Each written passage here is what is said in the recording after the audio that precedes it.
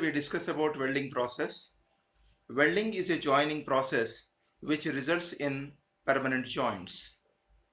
Welding is used to join similar or dissimilar metals or materials. How do we define welding process? Welding is a process of joining two metals by the application of heat or pressure or a combination of heat and pressure. In such a case, filler metal may be required depending upon the application. That means the filler metal is an optional one. This is not required in all the welding processes. So if you look at this one, two metal pieces to be joined are taken and heat is applied at the joint area, and then the edges of the metals to be joined are melted, so molten metal pool is formed. On cooling, we get the required joint here. So these are the three steps: application of the heat, forming of the molten metal pool, and then cooling.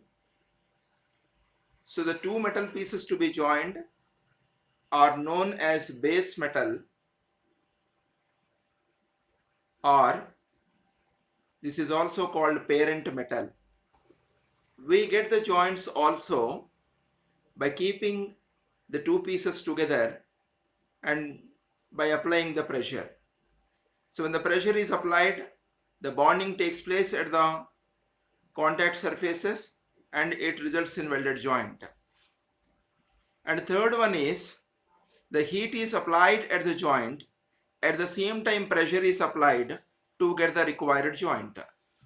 That means one is by the application of the heat alone, the second one is by the application of the pressure alone, and the third one is by a combination of heat and pressure. There are two types of welding processes. One is fusion welding and another one is called solid state welding. The fusion welding is also known as liquid state welding.